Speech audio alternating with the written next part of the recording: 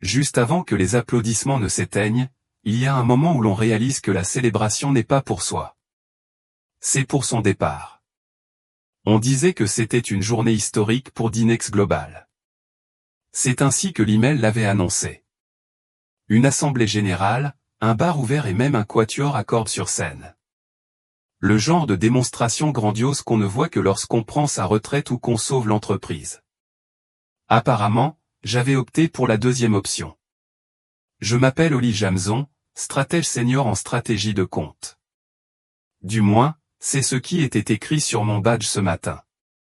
Après 7 ans de batailles acharnées, de pitch ratés et de promesses creuses, j'ai enfin réussi là où tous les autres avaient échoué.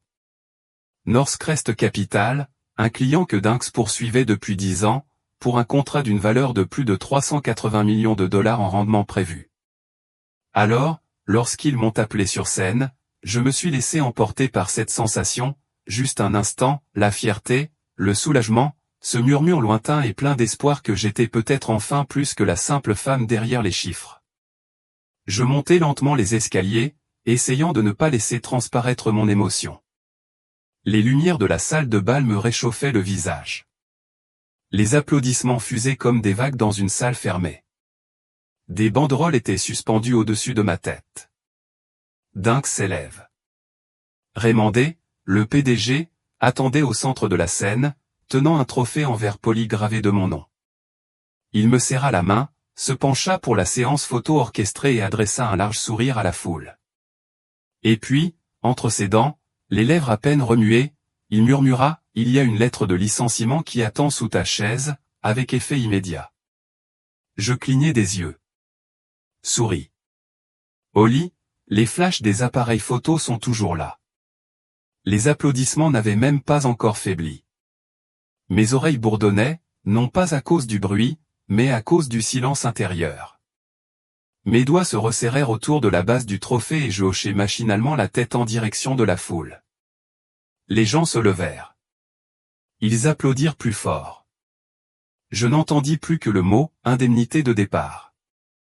Je baissai les yeux vers les chaussures cirées du PDG, puis levai les yeux vers la foule, des visages que je connaissais, certains que j'avais encadrés, d'autres que j'avais aidés à recruter. Aucun d'eux ne savait. Ou peut-être que certains, si. Le sourire est resté sur mon visage, mais quelque chose en moi s'est fissuré. Et à cet instant précis, quelque part entre les applaudissements et la trahison, j'ai compris quelque chose de simple, de net et de durable. Ce n'était pas une récompense. C'était mon rappel. Je me tenais là, tenant le trophée qui s'était soudain transformé en presse-papier de la trahison. Mon sourire est resté figé. Les muscles de mon visage étaient raides comme du plâtre. Les caméras continuaient de crépiter, et la foule, Dieu merci, continuait d'acclamer, ignorant que la femme qu'elle applaudissait venait d'apprendre qu'elle était déjà au chômage. Pourtant, je ne pouvais pas quitter la scène comme ça. Pas encore. J'avais quelque chose à dire. Je m'avançai, les doigts crispés sur le pied du micro. Je contemplais la foule de collègues, des visages que je connaissais depuis des années. Nombre d'entre eux avaient passé des appels tard le soir avec moi. Certains avaient fait l'impasse sur les dîners de famille pour faire avancer l'affaire Northcrest. Si c'était mon dernier moment, je ne partirais pas sans les remercier. Je veux juste dire, commençai-je, ma voix étonnamment stable, mais ensuite, rien. Silence. J'ai tapoté doucement le micro. Rien. J'ai jeté un coup d'œil à l'équipe son au fond de la salle. L'un d'eux a levé les yeux de son pupitre, les sourcils levés, perplexe. Je me suis éclairci la gorge et j'ai réessayé. Juste un rapide merci pour couper. La salle de bal était étrangement silencieuse. Puis, avant que la gêne ne retombe, le MC est intervenu. Merci, Oli, pour cette contribution inspirante. Passons maintenant à notre prochain invité. Il fit un signe de la main vers quelqu'un d'autre. Le quatuor à cordes reprit son jeu applaudissements légers, puis bavardage. Un assistant de scène m'accompagna doucement mais fermement vers les marches, évitant de me regarder directement. Il m'a fallu 3 bonnes secondes pour comprendre ce qui venait de se passer. Mon micro avait été volontairement coupé. Pas de dysfonctionnement, pas de problème technique. C'était délibéré, et à en juger par la transition rapide, c'était planifié. Je suis retourné à ma place, hébété, mon trophée serré contre ma poitrine comme un bouclier. Les gens souriaient à mon passage, certains poliment, d'autres avec raideur, mais aucun ne m'a regardé dans les yeux plus d'une seconde. C'était comme si quelque chose en moi était soudain devenu radioactif. En m'asseyant, j'ai instinctivement regardé sous ma chaise. Elle était là, une enveloppe blanche. Pas de nom, pas de logo, juste un mot en gras sur le devant, confidentiel. Avant même de pouvoir l'ouvrir, j'ai senti une tape sur mon épaule. Je me suis retourné et j'ai découvert Marsha, la responsable des ressources humaines, debout devant moi, l'air indéchiffrable. « Holly, puis-je te parler en privé un instant ?» J'acquiesçai lentement, l'enveloppe toujours à la main. Je la suivis hors de la salle de bal, loin de la musique, loin des lumières, dans un couloir étroit avec une moquette beige et des plantes artificielles en pot qui, d'une certaine manière, donnaient à l'endroit une atmosphère encore plus formelle. Nous sommes entrés dans une salle de conférence aux parois vitrées. Elle a fermé la porte. Nous voulions avoir cette conversation après la cérémonie, a-t-elle déclaré, mais il y a eu un changement de calendrier.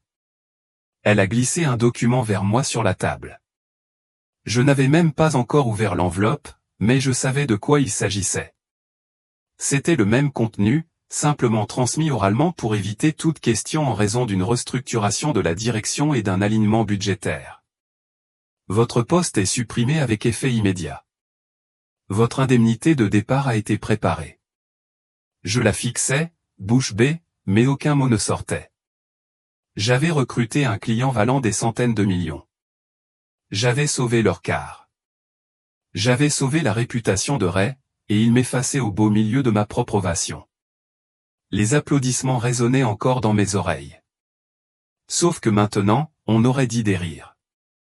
La route était déserte, le silence était tel que le ronronnement du moteur semblait plus fort qu'il n'aurait dû l'être. Les phares balayaient les glissières de sécurité en un éclair rythmé tandis que je montais la pente vers le Golden Gate Bridge. Il était presque 23 heures. Trop tard pour les touristes. Trop tôt pour les chasseurs de lever de soleil. Juste l'heure où les pensées commencent à chuchoter plus fort que le monde qui vous entoure. Je ne savais pas vraiment pourquoi j'allais là-bas. Peut-être avais-je simplement besoin d'être près de quelque chose qui ne mente pas. Quelque chose qui ne fasse pas semblant de vous applaudir avant de vous poignarder en pleine poitrine. Le brouillard s'abattait depuis la baie comme un rideau tiré sur une scène dont j'avais été arraché trop tôt. Je me suis garé sur le parking en surplomb près de Battery Spencer. Le vent m'a frappé violemment dès que j'ai mis les pieds dehors froid, vif, comme s'il se fichait de qui j'étais ou de ce que j'avais fait. J'ai traversé le chemin de gravier jusqu'à atteindre le banc, un banc en bois usé, à moitié caché derrière un cyprès penché, face aux lumières de San Francisco de l'autre côté de la baie. J'étais venu ici pendant les périodes difficiles, quand j'étais encore stratège junior, quand j'avais besoin de réfléchir, de pleurer ou simplement de respirer. Et me voilà de retour, 7 ans plus vieux, avec une carrière qui s'était effondrée sous les applaudissements. Je me suis assis lentement, serrant mon manteau plus fort autour de moi. Même si le froid intérieur ne venait pas du vent, mon esprit continuait à s'emballer. Même si mon corps était immobile, je voyais les flashs, la salle de conférence, le micro coupé, l'expression du visage de Marsha. J'avais passé des mois à négocier cet accord, des dizaines de nuits blanches. J'ai travaillé 3 nuits blanches consécutives rien qu'en octobre, juste pour aligner les chiffres pour Northcrest. Et les sacrifices. Mon Dieu, le dîner d'anniversaire de ma mère, je l'ai manqué une seule fois. Maman, cette affaire pourrait tout changer. La fête d'anniversaire que ma meilleure amie m'a supplié d'y aller, j'ai envoyé des fleurs et un message vocal. Thanksgiving. J'ai fait cuire de la farce au micro-ondes dans la cuisine du bureau pendant que je rédigeais la présentation finale. Ils n'ont jamais vu ces choses. Ray s'en fichait. Les RH s'en fichaient. Les applaudissements s'en fichaient. Dès que je n'étais plus utile, ils m'ont effacé comme un onglet oublié sur une feuille de calcul. Je contemplais l'eau noire, les lumières de la ville se reflétant dans le courant. J'avais l'impression d'observer le monde de l'extérieur, le fantôme d'une femme qui croyait autrefois à la loyauté, quelque part dans le chaos de mes pensées. Un souvenir refit surface, discret mais précis. L'article 17b. Il revint en un éclair, la négociation, le projet de loi, la rencontre avec Paul de Northwest. Ce contrat doit être exécuté et supervisé directement par Olly Jamson, avait-il déclaré dans cette salle de conférence du 4e étage surplombant la marina. Nous ne le ferons pas avec Dynex. Nous le ferons avec vous. Alors, on a ajouté les griffes. Sans aucune surveillance de ma part. Aucun accord. Je me suis redressé. Le brouillard qui entourait mon cœur s'est dissipé juste assez pour laisser passer une pensée aiguë. Ils ne l'ont pas lu. Ils n'ont pas vu ce qu'ils avaient signé. La clause 17b était juridiquement contraignante. Elle n'était pas décorative. Cela signifiait que si je n'étais pas employé et responsable du compte, Northwest avait le droit de résilier l'intégralité du contrat. J'ai cligné des yeux. L'accord même qu'ils avaient utilisé pour me faire parader, celui-là même qu'ils célébraient, venait d'être saboté par leur propre stupidité. Un calme étrange m'envahit. Pas la paix, pas encore, mais quelque chose de plus solide qu'un choc. Je fouillai dans la poche de mon manteau et en sortis le contrat imprimé que j'avais refusé de laisser sur mon bureau. Mon nom était là, noir sur blanc. Une surveillance, uniquement celle de Olly Jamson. Ils ne m'ont pas simplement viré, ils auraient pu tout simplement annuler le contrat. Et ça a tout changé. De retour à mon appartement, la ville était devenue silencieuse. Même la rue sous ma fenêtre, habituellement animée par les motos et les sirènes des livreurs nocturnes, semblait silencieuse, comme si le monde savait que j'avais besoin de silence. J'ai jeté mon manteau sur le tabouret de la cuisine, enlevé mes talons et laissé le trophée tomber sur le comptoir comme une moquerie ou toujours brillant, toujours inutile. Mais je n'arrivais pas à dormir, pas après ce dont je m'étais souvenu sur ce banc. L'article 17b m'était venu à l'esprit comme une fusée de détresse traversant le brouillard. Et maintenant, il ne me laissait plus tranquille. J'ai traversé le salon et ouvert mon ordinateur portable, mes doigts s'activant avec une sorte de mémoire musculaire que je n'avais pas ressentie depuis des heures. Mon bureau était encore encombré de dossiers des négociations de Northwest, brouillons, annexes, captures d'écran de clauses contractuelles avec des notes dans les marges. Je les ai consultés un par un, faisant défiler les documents à une vitesse inimaginable. Voilà. Signature du contrat final V4. PDF. Je l'ai ouvert, scanné et trouvé la page. Article 17, Supervision et autorité comptable. Paragraphe B, l'ensemble de la direction stratégique du compte, de la communication et de la gestion des performances sera assuré par Olly Jamson. Si Olly Jamson n'assume plus ce rôle, le contrat sera immédiatement réexaminé et potentiellement annulé par Northwest Capital. Je l'ai lu une fois, puis encore, et encore. Ils avaient signé ça. Ray avait signé ça. Et pas seulement Ray, Paul aussi. L'équipe juridique de Northwest aussi. Dynex aussi.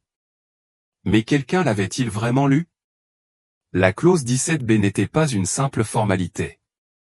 Ce n'était pas du vent. C'était une infrastructure de protection. Northwest l'avait exigé car, dès le départ, ils avaient clairement indiqué qu'ils signaient avec moi, et non avec Dynex.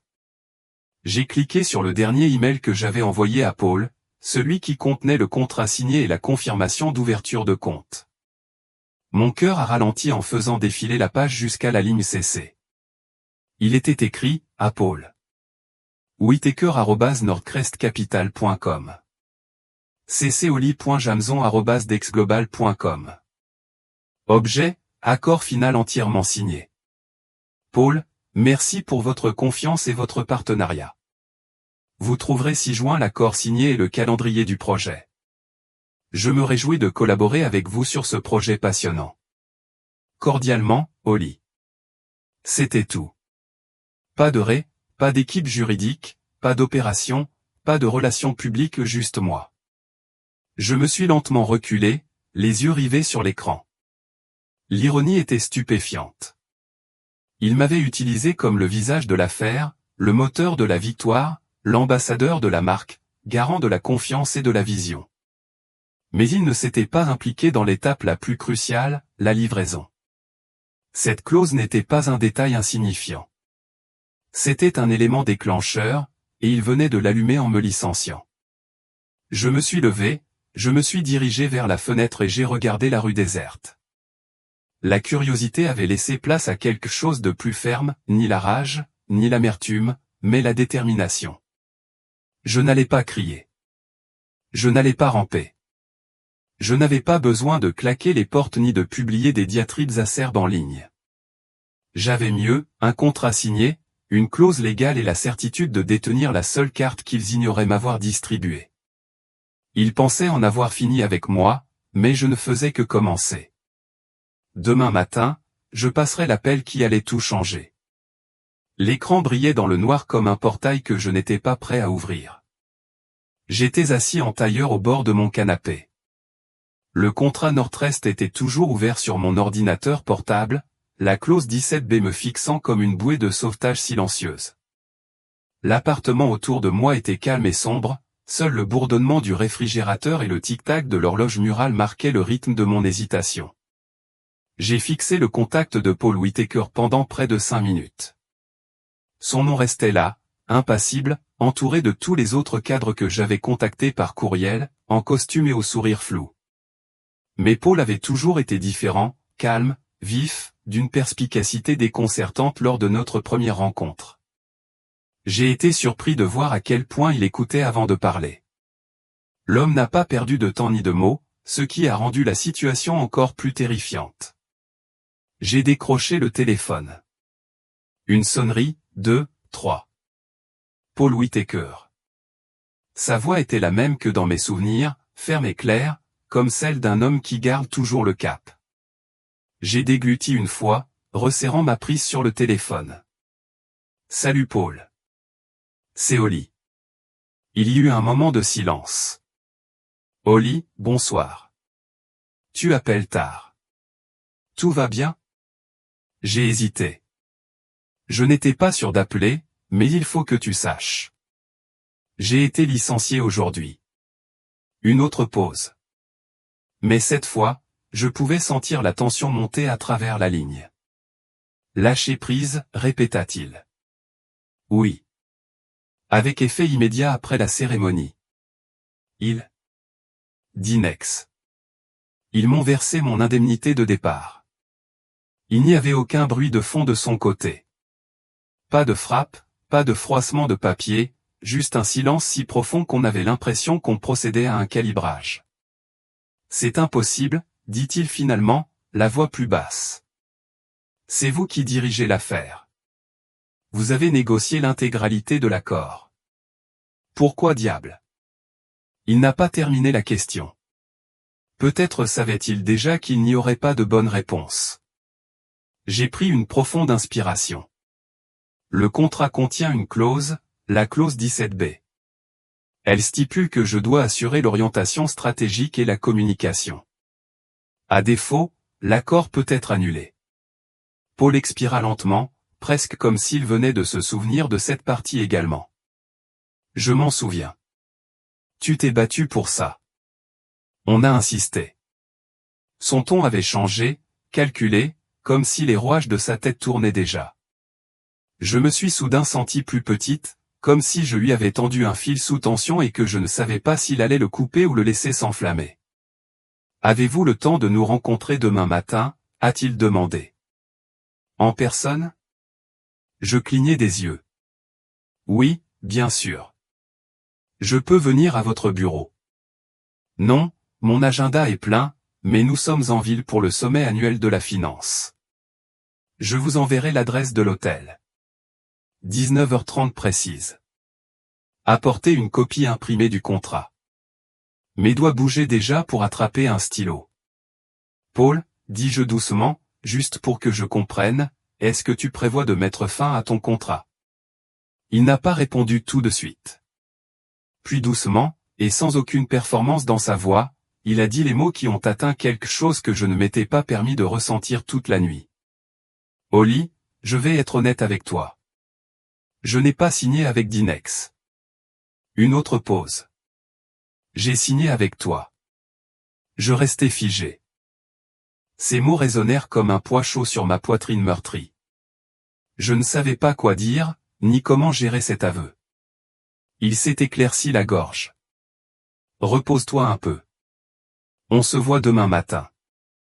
La ligne a été coupée avant que je puisse répondre. J'ai posé le téléphone sur mes genoux, les mains tremblant encore légèrement. Pendant des heures, j'ai oscillé entre le choc et l'engourdissement. Mais cet appel, ces derniers mots, ont fait bouger les choses. Quelqu'un m'avait vu. Ce n'est pas la marque, ce n'est pas l'entreprise, c'est moi. Et cette reconnaissance fragile, aussi petite soit-elle, a suffi à transformer ma dévastation silencieuse en la première lueur d'un feu. Pas de rage, pas encore, mais quelque chose de mieux, la préparation. Je me suis levé avant 5 heures, non pas par anxiété mais par clarté. Il y a quelque chose de sacré dans le petit matin, lorsque la ville n'est pas encore tout à fait réveillée, lorsque le bruit n'a pas encore eu le temps de vous dire ce que vous devriez ressentir. Dans ce silence, je me suis tenu devant mon placard et j'ai attrapé le costume noir, pas bleu marine, pas anthracite, noir. Ce n'était pas le matin, c'était une déclaration, un majeur doux et ajusté enveloppé dans une doublure en soie. À 6h15, j'avais tout ce dont j'avais besoin dans un seul dossier bien rangé, une copie certifiée conforme du contrat Nord-Est, ma lettre de démission de Dinex, la constitution juridique de Hollis & Company, ma nouvelle agence de conseil, un plan de transition imprimé avec une feuille de route de 30 jours et des clauses d'urgence. Il n'y avait pas de logo, pas de superflu, juste des pages propres, des polices simples et une logique à toute épreuve. J'ai pris le train tôt le matin pour le centre-ville, puis j'ai marché les 6 derniers pâtés de maison jusqu'à l'hôtel Grand Holston, où l'équipe de direction de Northcrest séjournait pour le sommet. L'air était vif, le brouillard s'accrochait à l'horizon comme un voile. Cela m'a rappelé le banc de la veille, mais cette fois, le froid n'a pas atteint mes os. À l'intérieur du hall, tout sentait le cèdre et l'argent, sol en marbre, lustre en cristal, un pianiste jouant quelque chose de doux et lent dans le coin le plus éloigné. J'ai vérifié mon reflet dans l'une des portes dorées de l'ascenseur. Chignon soigné, maquillage subtil, regard fixe. Il n'y avait aucune trace de la femme qui avait été prise en embuscade sur scène seulement 24 heures plus tôt. À 7h28, Paul Whittaker est apparu.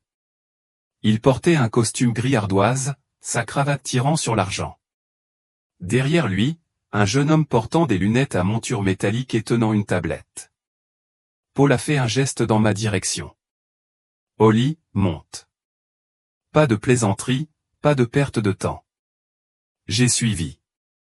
Nous nous sommes rencontrés dans l'un des salons exécutifs du 26e étage, mur en verre, vue sur la ville, fauteuil moelleux destiné à vous désarmer. Mais j'étais déjà complètement désarmé. J'étais concentré.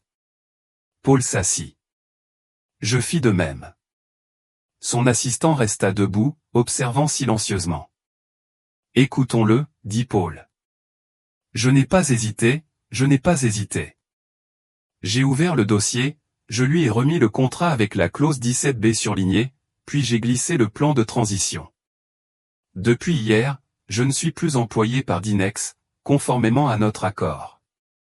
Le contrat actuel est donc sujet à révision immédiate. Cependant, je propose une transition directe sous la direction de Hollis & Company, mon agence. Même supervision du personnel. Même feuille de route stratégique. Aucune perturbation. La constitution juridique a été finalisée à 5h02 ce matin.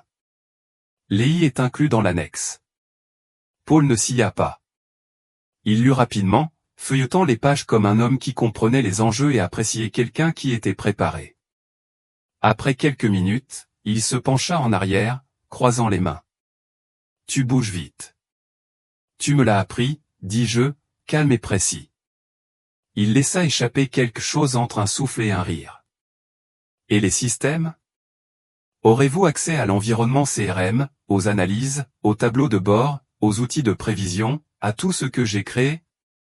J'ai répondu, je possède la propriété intellectuelle des outils personnalisés en vertu de clauses de développeur indépendant déposées hors de Dynx System.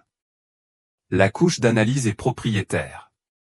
Ils ne peuvent pas l'utiliser sans licence.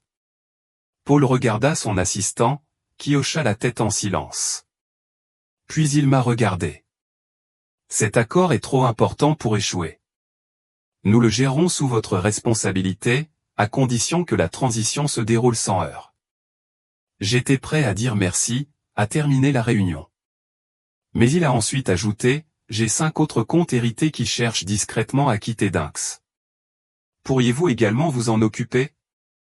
Il m'a fallu une seconde pour traiter la question. Il ne me sauvait pas seulement, il me testait. Je peux, ai-je dit. Si je peux les construire, je peux les transporter. Il hocha la tête une fois. Alors nous rédigerons les documents aujourd'hui. Et Oli, félicitations. Alors que je me levais pour partir, il ajouta, rêve à être furieux. J'esquissai un léger sourire, un sourire que je n'avais pas arboré depuis des années. Il aurait dû l'être. Et sur ce, je sortis de la pièce, ni réembauché, ni sauvé, ni reconquis. Je ne suis pas rentré chez moi après la réunion avec Paul. Au lieu de cela, j'ai marché 3 pâtés de maison jusqu'à un café avec une connexion Wi-Fi rapide et un expresso exécrable. Exactement le genre d'endroit où les nouvelles idées naissent sous la pression et sous les néons. J'ai commandé un petit café par habitude, pas par goût, et je me suis installé à une table tranquille, près du mur. J'ai ouvert mon ordinateur portable, fait craquer mes articulations et murmuré, construisons ça. La première chose que j'ai faite a été de choisir un nom. Pas quelque chose de tape à accent grave-l'œil ou de corporatif. Je ne voulais pas ressembler à un cabinet d'avocats ou à un comité financier. Je voulais un nom qui évoque qui j'étais sans tout dévoiler. Hollis & Co. Hollis était le nom de ma grand-mère, une femme qui dirigeait sa propre agence immobilière dans les années 1960, quand les hommes lui disaient de rester à la maison et de cuisiner. Elle m'a appris à signer un chèque avant même que je sache faire du vélo. C'était la bonne idée. À 13h30, j'avais rempli les documents juridiques, généré un numéro d'identification d'entreprise, EIN, et enregistré le domaine holisano.com. Un site web temporaire a été mis en ligne, avec juste un logo et une phrase en police sarif, une pratique de conseil stratégique axée sur les résultats, et non sur les applaudissements. Le logo que j'ai conçu moi-même à l'aide d'un générateur en ligne est un H minimaliste noir et blanc dans un cercle. Épuré, sérieux, net. Puis est arrivée la page LinkedIn. Je n'ai rien publié de clinquant, juste une annonce discrète. Après 7 ans chez Dynx Global, j'entame un nouveau chapitre. Horizon Company est désormais ouverte. Nous croyons en une stratégie ancrée dans l'éthique et une exécution guidée par l'expérience. Construisons quelque chose de meilleur. Je publie et je laisse l'algorithme faire son travail. J'ai ensuite passé 2 appels. Le premier était pour Claire, une brillante analyste de données licenciée il y a 6 mois suite à une prétendue réduction budgétaire. Elle a décroché à la 3e sonnerie. Oli, oh mon Dieu, j'ai vu ta mise à jour LinkedIn il y a 5 secondes. Dis-moi que c'est vrai. C'est vrai. J'ai besoin de ton cerveau et de tes feuilles de calcul. Ça t'intéresse? Est-ce que tu as vraiment besoin de demander? Le deuxième appel a été adressé à Louis, un stratège créatif qui avait pour habitude de diriger l'équipe marketing mais qui a été licencié pour avoir été trop perturbateur, ce qui, chez Dynx, signifiait trop honnête. Tu es sérieux? A-t-il demandé quand je lui ai expliqué. Je construis quelque chose de plus propre, plus petit, plus intelligent. J'attends cet appel depuis le jour où ils m'ont licencié. Je suis partant. À 16h30, notre espace Slack était en ligne. Nous avions des canaux, opérations, contrats et reconquêtes. Louise a déposé les premières maquettes pour un pitch deck. Claire a mis en ligne un modèle de prévision pour la fidélisation client. Nous étions en mouvement. C'était décousu, brut, mais c'était le nôtre. À 17h15, alors que je rédigeais les documents d'intégration, un message est apparu dans ma boîte de réception. Le nom de l'expéditeur m'a interpellé net, Avery Langston, directeur marketing de Stratawell Industries, l'un des clients historiques de Dynx, que j'avais aidé à obtenir il y a des années au terme de négociations épuisantes qui ont duré des mois. Son message était bref.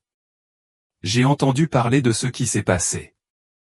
Honnêtement, ça ne me surprend pas. Acceptez-vous des clients? Si oui, j'aimerais parler. Je suis prêt à déménager. J'ai relu le message 3 fois. Puis j'ai éclaté de rire pour la première fois depuis des jours.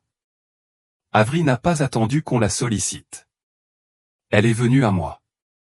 C'est là que j'ai compris. Je n'avais rien à prendre à Dynx. Il me fallait juste construire quelque chose avec lequel il ne pourrait pas rivaliser. À 18h, Claire m'a envoyé une liste de clients potentiels qui avaient aimé ou commenté ma publication. Louise a mis à jour notre slogan, plus que survivre, progresser. J'ai regardé autour du café où les lumières vacillantes, le cliquetis des plats et j'ai réalisé que je n'avais pas mangé depuis le petit déjeuner. Ma tête bourdonnait de chiffres, d'idées de conception, de calendrier, et sous tout cela, il y avait un courant que je n'avais pas ressenti depuis des années, l'excitation, la création, le contrôle. Pour la première fois depuis longtemps, je ne demandais pas à m'asseoir à la table de quelqu'un d'autre. Je construisais la mienne, et les gens faisaient déjà la queue pour s'asseoir. Le chaos en entreprise ne se résume pas toujours à des sirènes et des cris. Il commence parfois par une tension subtile, des emails sans réponse, des échecs de connexion et des clients polis posant les bonnes questions aux mauvaises personnes. Chez Dynx Global, la tempête n'a pas commencé par le tonnerre. Elle a commencé par le silence. Le lendemain de l'entrée en service de Hollis & Company, le siège de Dynx était déjà en effervescence, mais pas avec l'effervescence habituelle du lundi matin. C'était une confusion déguisée en professionnalisme. Les gens souriaient trop fort. Les téléphones sonnaient un peu plus longtemps avant d'être décrochés. Les cadres avançaient plus vite dans le couloir, leurs pas un peu trop bruyants. À 9h12, Janice, une chef de projet de niveau intermédiaire, a frappé à la porte du bureau de Raymondet, tenant maladroitement sa tablette. « Nous n'avons pas accès au portail client de Northcrest », a-t-elle déclaré. Leur seul objectif est de rejeter les informations d'identification. Ray lui fit signe de partir. Problème technique, contacte le service informatique. À 10h30, 3 autres responsables ont signalé des problèmes d'accès, non seulement avec Northcrest, mais également avec les tableaux de bord internes liés au système de Holly. Certains ont essayé d'expliquer qu'elle avait développé des cadres de suivi personnalisés, des superpositions d'analyse et des ponts d'interface qui n'avaient jamais été entièrement documentés. Elle a tout géré via des systèmes partagés. L'un d'eux a dit « non ». Un autre a corrigé, elle l'a passé à travers elle-même. Ray, toujours l'image même de l'arrogance calme, s'est penché en arrière sur sa chaise et a dit « nous allons le reproduire. Embauchons quelqu'un d'autre ». Mais les véritables dégâts n'avaient pas encore montré leurs dents. À 11h05, Avery Langston de Stratawell Industries a appelé la réception pour demander à parler à Holly. Lorsqu'on lui a annoncé que Holly ne faisait plus partie de l'entreprise, le ton d'Avery est devenu glacial. Ensuite, je devrais parler à celui qui a approuvé le licenciement de la femme qui gère notre campagne de 62 millions de dollars. Aussitôt, la réceptionniste, bouleversée, l'a transférée chez un agent clandestin. Elle n'a jamais rappelé. À 11h40, un autre client, Marco de Héritant Capital, a appelé l'équipe de vente. Nous suspendrons le contrat jusqu'à ce que Holly nous rappelle. C'est la seule personne à avoir jamais compris nos systèmes. À midi, le buzz s'était transformé en réunion à huis clos, en voix chuchotée dans des bureaux en verre et en un seul email au libellé sec du service juridique au RH avec pour objet, demande urgente de clause contractuelle à Northcrest. Pendant ce temps, dans mon appartement de l'autre côté de la ville, j'étais en mode silencieux pendant un appel Slack avec Claire et Louise, regardant ma boîte de réception s'allumer. Je n'ai pas répondu aux messages. Je n'ai pas répondu aux vagues courriels, on peut parler, d'anciens collègues. Je n'ai même pas bronché quand Ray a appelé mon portable 3 fois. Je les ai tous laissés tomber sur la messagerie. Pas de colère, pas de discours de vengeance, juste un ton délibéré, calme et détaché. Mais j'ai ouvert un message d'Helena Marks, l'associée juridique junior de Dynx, la même femme qui a un jour rejeté mes inquiétudes concernant la visibilité des clauses auprès des conseillers juridiques. Ne vous inquiétez pas. Cette fois, elle ne survolait pas la carte. Elle paniquait. Holly, je sais que tu n'es probablement pas intéressé par les nouvelles de Dynx, mais j'ai une question à te poser, purement pour la documentation. As-tu inclus la clause 17B dans le contrat de Northcrest comme condition de livraison obligatoire? Veuillez confirmer, Helena. Je l'ai lu 2 fois, puis j'ai tapé 2 mots, entièrement applicables. Je n'en dis pas plus. Je ne me réjouissais pas. Mais je savais ce qui allait se passer ensuite. De retour chez Dynx, Helena a apporté l'accord original signé au conseiller juridique général. Ensemble, ils ont examiné le texte à la loupe, comme s'ils espéraient que la police changerait sous l'effet de l'analyse. Ce ne fut pas le cas. L'article 17B était hermétique. À 15h15 cet après-midi-là, Ray a finalement craqué. Il a appelé directement Paul Whittaker pour exiger des éclaircissements. La réponse de Paul aurait été brève. Vous avez annulé la condition. L'accord est annulé avec elle. Puis il a raccroché. Pas de cris, pas de menaces, juste le silence ou le genre de silence qui blesse plus profondément que les mots. En arrière-plan, Hollis et compagnie ont reçu 3 nouvelles demandes de clients ce jour-là chez Dynx. Le silence pleuvait, mais il n'était pas calme. C'était le bruit des systèmes qui ralentissaient, de la réputation qui s'effondrait et d'un homme qui réalisait enfin qu'il avait tiré le mauvais fil. Et moi, sirotant tranquillement mon thé, regardant mon calendrier se remplir, je n'avais pas besoin de dire un mot. Il était presque minuit et mon appartement était sombre, à l'exception de la lueur de 2 onglets ouverts sur mon écran. L'un d'eux a montré les indicateurs de performance de Hollis et compagnie. La courbe de croissance était raide. Le deuxième était un article que quelqu'un venait de m'envoyer, Dynx fait face à des perturbations opérationnelles suite à un remaniement de la direction. J'aurais dû être satisfait, mais ce n'était pas le cas. Pas encore. Au lieu de cela, je me suis assis recroquevillé sur mon canapé, les jambes repliées sous moi, le cœur battant dans cet étrange espace intermédiaire où le succès et la conscience commencent à se chevaucher. C'est à ce moment-là que le message est arrivé, un ancien contact de l'équipe de développement back-end de Dynx. Max Lou, calme, brillant et l'une des rares personnes de l'entreprise à avoir toujours été honnête avec moi.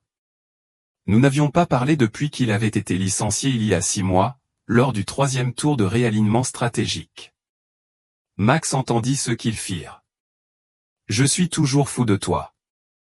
Tu veux un peu de justice poétique? Moi? Ça dépend de la poésie, Max. J'ai toujours accès à l'ancienne infrastructure. J'ai créé un script kill switch il y a quelques mois lorsqu'ils m'ont demandé d'automatiser votre tableau de bord sans vous. Vous voulez que je l'inverse? Cela bloquera toutes leurs couches CRM. Dites-le moi. Je fixais l'écran. Ma première pensée n'a pas été, non, mais, à quelle vitesse? Et ça m'a effrayé pendant une seconde. Juste une seconde. Je l'avais imaginé. Le chaos, les gros titres, leur regard satisfait. Tout est-il à l'arrêt? J'imaginais Ray dévalant les couloirs, impuissant. J'imaginais le silence dans ses bureaux de verre, cette fois baigné de panique plutôt que d'arrogance. Mais ensuite, je me suis souvenu d'autre chose, une conversation que j'avais eue avec Claire ce matin-là, lorsqu'elle m'avait dit, construisons une entreprise qui ne se contente pas de fonctionner. Construisons une en laquelle il vaut la peine de croire. Et la façon dont Louis avait fièrement publié notre première vidéo d'intégration intitulée « Gagner avec intégrité ou ne pas gagner du tout ». Si je laissais Max appuyer sur ce bouton, est-ce que je gagnais vraiment? J'ai tapé lentement, moi. J'apprécie. Vraiment, mais ne le fais pas. Ils s'effondreront d'eux-mêmes. Et quand ils le feront, ce sera à cause de leur choix, pas des miens. Max, respecte-toi. C'est pour ça que les gens te suivent. Oli, je vais quand même garder l'interrupteur à portée de main, juste au cas où. J'ai souri, mais cela n'a pas duré car même après avoir dit non, le poids de la décision pesait sur moi, lourd, moral, révélateur. J'ai fermé l'ordinateur portable, je me suis assis et j'ai regardé le plafond. Étais-je en train de devenir le genre de leader que je voulais être, ou réagissais-je encore comme quelqu'un essayant de prouver qu'il appartenait à l'extérieur? La ville respirait doucement, des voitures en contrebas, un avion au-dessus, le bourdonnement de la vie qui continuait. Et puis, comme une réponse opportune, j'ai reçu une alerte sur mon téléphone, surveillance système, erreur Dynx client net CRM. Dégradation de niveau 2 détectée. J'ai cligné des yeux, suivi d'une deuxième alerte, erreur Dynx client net CRM, échec d'analyse des données du formulaire. Mon souffle s'est arrêté. Je n'avais rien fait. Max n'avait rien fait. Ce n'était pas du sabotage, c'était de l'incompétence. Ils essayaient de faire fonctionner mes systèmes sans moi, en corrigeant des choses qu'ils ne comprenaient pas, en reconstruisant des tableaux de bord qu'ils ne savaient pas que j'avais personnalisés, en oubliant que j'avais intégré des flux de travail qui nécessitaient un étalonnage quotidien. J'ai consulté quelques forums du secteur, où quelqu'un avait déjà posté, quelqu'un sait ce qui se passe avec l'interface client de Dynx? Nos formulaires ne sont pas correctement enregistrés. Le compte a tout simplement disparu. Et voilà. Leur perte se produisait en temps réel. Pas avec un bang, pas avec un fracas, mais avec la désintégration silencieuse de tout ce qu'ils avaient pris pour acquis. Et je n'ai rien à voir avec ça. Pour la première fois depuis des jours, j'ai ressenti autre chose que de la tension ou de l'urgence. Je me sentais pur, ce genre de purisme qui naît de la conscience d'avoir eu la possibilité de tout brûler, mais d'avoir préféré laisser la pourriture se manifester. Je me suis servi un verre d'eau et j'ai murmuré à la nuit, laisse-les s'effondrer dignement. Je suis déjà passé à autre chose. Je n'ai pas apporté de fleurs. Je n'ai rien porté de neuf.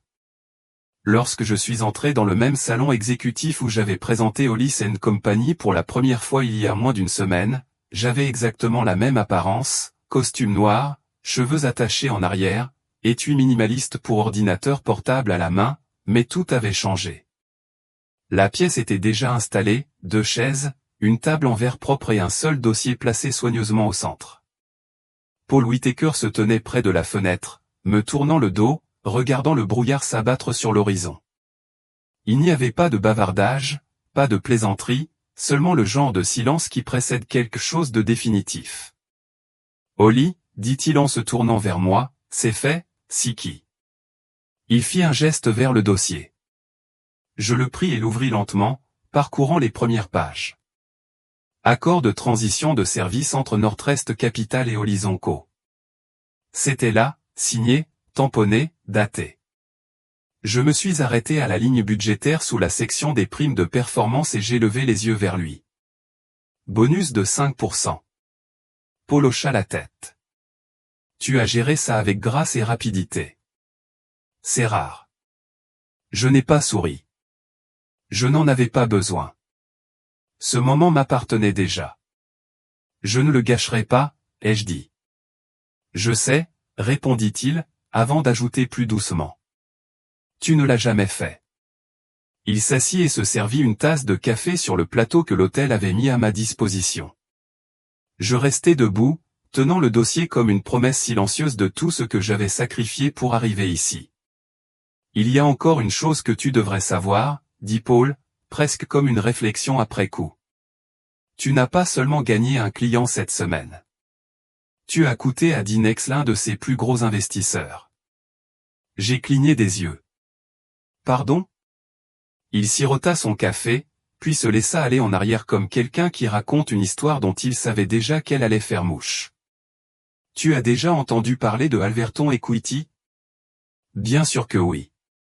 Ils ont été la bouée de sauvetage de Dynex pendant 3 ans, ils ont injecté des capitaux lors des creux du marché, les ont sortis d'une défaillance de la chaîne d'approvisionnement et ont financé 3 extensions de produits. Ils m'ont appelé ce matin, m'a dit Paul, pour m'interroger sur le changement de direction. Je leur ai dit la vérité, vous étiez partis et nous avions transféré l'intégralité du contrat avec vous. Il a laissé planer la question un instant. Leur associé directeur a déclaré, et je cite, « Nous n'investissons pas dans des entreprises qui brûlent les employés qui les font fonctionner. Elles retirent leurs capitaux dans les 30 jours. » Je n'ai pas réagi, pas extérieurement, mais intérieurement, un calme s'est installé, le genre de calme que seule une justification sans violence peut engendrer. Pas un seul mot de ma part n'avait pu provoquer cela. Juste de l'action, juste de l'excellence, juste des preuves.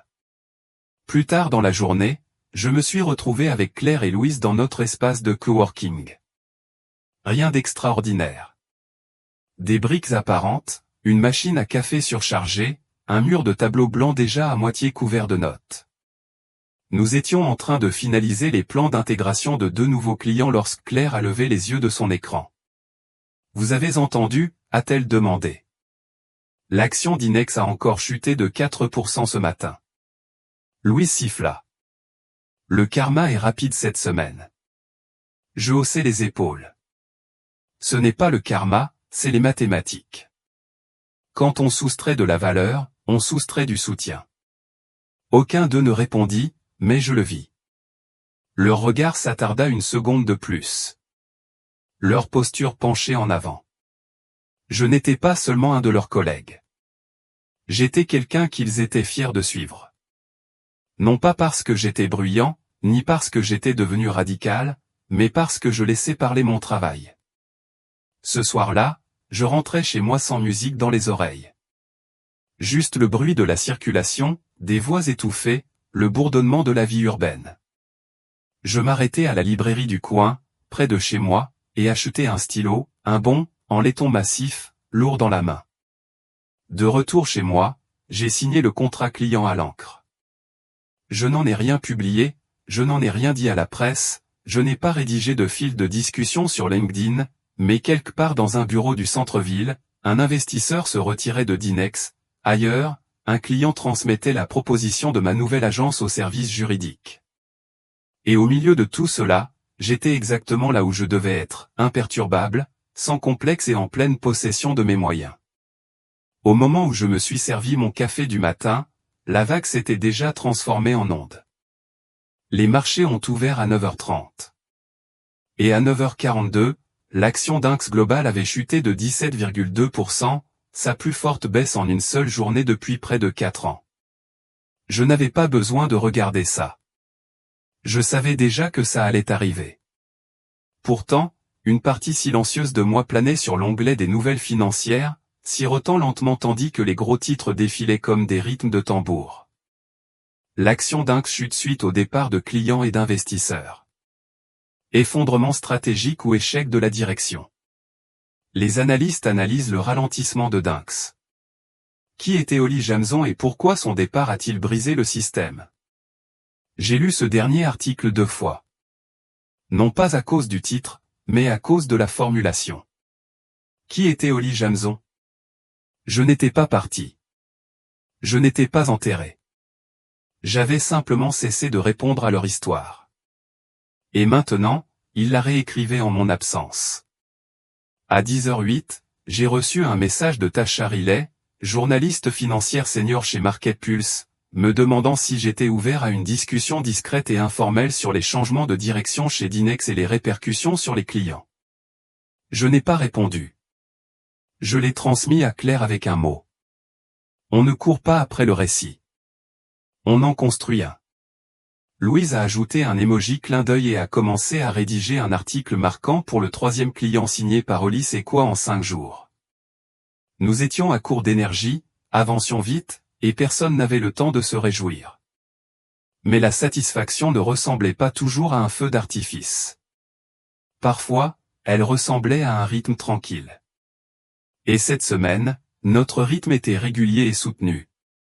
Cet après-midi-là, alors que nous examinions les contrats dans notre nouvel espace de travail partagé, mon email a sonné avec un nom que je n'avais pas vu depuis des années.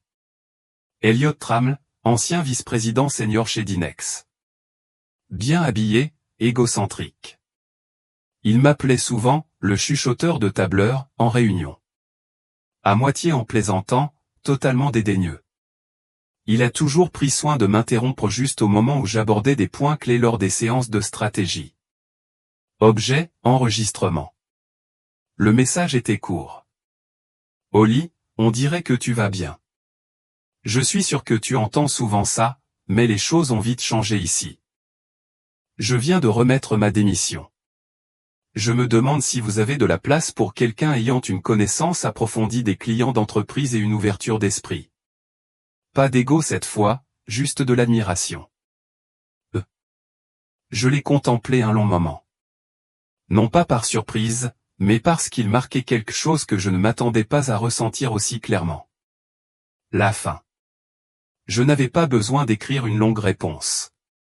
Je n'avais pas besoin de lui rappeler qui j'étais ni ce qu'il avait dit. Il le savait déjà. Sa boîte mail était sa confession. Je l'ai transmis à Claire et j'ai tapé 3 mots en dessous. Quelle surprise! Elle a répondu par une simple phrase, quand les lumières s'éteignent, les gens se souviennent de celui qui tenait les allumettes. Plus tard dans la soirée, je suis passé devant les bureaux de Dynx en centre-ville. Pas intentionnellement, juste par instinct. Les lumières du 22e étage, l'étage exécutif, étaient tamisées. L'écran de réception autrefois brillant affichait désormais un écran de chargement gelé. Un technicien de maintenance se tenait à proximité, marmonnant dans sa barbe. Alors que je me tenais au passage piéton, attendant que le feu passe au vert, j'ai vu 2 silhouettes familières sortir des portes tournantes. Tara, responsable des relations publiques, et Malik, chef des opérations, tous deux portant des cartons. Ils ne m'ont pas vu. Tara paraissait raide, le regard fixé vers l'avant. Malik semblait découragé, sa cravate desserrée, son col défait. Ce n'était pas poétique. C'était juste réel. Quand le feu est passé au vert, j'ai traversé la rue et j'ai continué à marcher. Pas de sourire suffisant, pas d'attardement, car il ne s'agissait plus de vengeance. Il s'agissait de rétablir l'équilibre, une démission, un email sans réponse, un changement de client à la fois. Ce soir-là, j'ai allumé une bougie sur le rebord de ma fenêtre. Pas pour quelqu'un d'autre, juste pour moi. J'ai versé un verre de vin blanc, ouvert mon ordinateur portable et examiné notre prochain pitch deck. Je continuais à construire, à bouger. Mais cette fois, je ne poussais pas contre des portes verrouillées. Ils avaient été ouverts à coups de pied et tout ce que j'avais à faire était de marcher à travers. La scène n'était pas grandiose. Il n'y avait pas de projecteur, pas de machine à brouillard, pas d'écran LED défilant projetant mon nom en gras. Juste un simple podium, une rangée de chaises pliantes et une salle de bal louée avec un tapis qui sentait légèrement la peinture neuve et la vieille ambition. Mais je n'étais pas là pour le spectacle. J'étais là pour la vérité. 3 semaines après que l'accord Northcrest a été officiellement transféré à Horizon Company, je me tenais à l'avant de la conférence Midwest Women in Leadership, face à une salle d'une centaine de participants, la plupart d'entre eux étant des stratèges de niveau intermédiaire, des consultants indépendants et des cadres en devenir de tout le pays. Je n'avais pas été invité en tant que star ou conférencier principal, juste en tant qu'orateur invité pour le panel sur l'éthique et les stratégies de sortie. Et pourtant, la salle était pleine. Des chaises supplémentaires avaient été ajoutées. Quelques participants se tenaient au fond. D'autres s'appuyaient contre les murs latéraux. Stylo prêt. J'ai ajusté le micro et j'ai souri doucement. Il y a 3 semaines, j'ai été licencié lors de ma propre cérémonie de promotion. J'ai commencé. Non pas après avoir sous-performé, non pas pour faute professionnelle, mais après avoir décroché le plus gros client de l'histoire de l'entreprise. Quelques têtes penchées. Les stylos se sont arrêtés. J'avais leur attention. Ce n'était pas une éruption. Pas de confrontation publique, juste une enveloppe discrète glissée sous ma chaise et un murmure du PDG entre les flashs des appareils photo. Il y avait maintenant des murmures, des gens hochant la tête, échangeant des regards entendus. Certains semblaient en colère pour moi. D'autres ont démissionné, comme s'ils l'avaient vécu eux aussi. J'ai continué. Mais voilà le problème. Je n'ai pas riposté par le feu. Je ne suis pas allé en ligne pour détruire l'entreprise. Je n'ai pas publié d'exposé ni divulgué de fichiers. Ce que j'ai fait à la place, c'est me rappeler qui j'étais quand personne n'applaudissait. Je me suis arrêté là, laissant le poids se stabiliser. J'ai créé ma propre entreprise en 72 heures. J'avais déplacé le client sous ma nouvelle bannière, non pas par méchanceté, par intégrité, car le client n'avait pas choisi le logo, il avait choisi la personne, murmura quelqu'un au premier rang. C'est vrai. J'ai souri juste un peu. L'éthique ne se résume pas seulement aux règles que vous suivez. Il s'agit des lignes que vous refusez de franchir, même lorsque personne ne vous regarde, surtout lorsque personne ne vous regarde. Dans le public, j'ai vu Claire assise au milieu, sa tablette posée sur ses genoux, hochant la tête. Louise se tenait près du mur du fond, téléphone à la main, capturant quelques secondes pour les publier plus tard. Il n'avait pas besoin d'entendre tout le discours. Il l'avait vécu. Mais un visage près du coin le plus à droite m'a arrêté net. C'était Harry, le stagiaire de la cérémonie de promotion, celui à qui on avait remis les dossiers de Northcrest pendant que j'étais escorté vers la porte latérale à l'époque. Elle était nerveuse, les yeux brillants, peu sûre d'elle. Maintenant, elle était assise en silence, un carnet à la main, tapant furieusement sur un ordinateur portable. Elle ne faisait pas défiler. Elle n'était pas distraite. Elle était en train d'apprendre. Je soutins son regard pendant une seconde, puis détournai le regard, non pas par gêne, mais par respect. Parce que j'ai réalisé à ce moment-là que c'était là le véritable prix, pas l'affaire, pas les clients, mais la chance de parler et d'être entendu. Non pas parce que quelqu'un m'a donné une tribune, mais parce que je l'avais gagnée avec mon silence, ma stratégie et mon refus de jouer un jeu déloyal. À la fin de la conférence, il n'y a pas eu d'ovation debout, juste de doux applaudissements, des hochements de tête chaleureux et quelques yeux brillants. Personne ne s'est précipité sur scène, personne n'a crié mon nom. Mais alors que je descendais et que je passais devant les rangées de chaises, une personne après l'autre m'arrêtait, non pas pour me féliciter, mais pour me remercier. Tu m'as donné la permission de partir. Je ne pensais pas que le pouvoir silencieux pouvait gagner, mais maintenant je vois que c'est possible. Cela me donne envie de réécrire ma façon de diriger. Et puis, juste avant de sortir de la pièce, une voix douce m'a appelé derrière moi. Madame Jamson. Je me suis retourné. Harry se tenait là, son carnet fermé. Sa voix était plus stable que dans mes souvenirs. Avez-vous besoin d'un nouvel assistant de recherche? Cela m'a pris un moment. Puis j'ai souri. Je pourrais. Cette nuit-là, je marchais seul dans les rues calmes du centre-ville, mes talons claquant doucement contre le béton. Je ne suis passé devant aucun gratte-ciel portant mon nom, aucun journal avec ma photo, juste le vent frais sur ma peau et le sentiment que pour la première fois depuis longtemps. Je ne courais vers rien. J'étais déjà là. Je n'ai pas récupéré la scène qu'ils m'ont volée.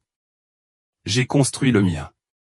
Si l'histoire de Holly vous a rappelé que la dignité a toujours du pouvoir, n'oubliez pas d'aimer, de vous abonner et de partager cette vidéo avec quelqu'un qui a besoin de l'entendre.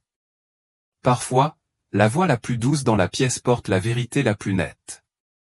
Et parfois, s'éloigner n'est pas une perte, c'est un début.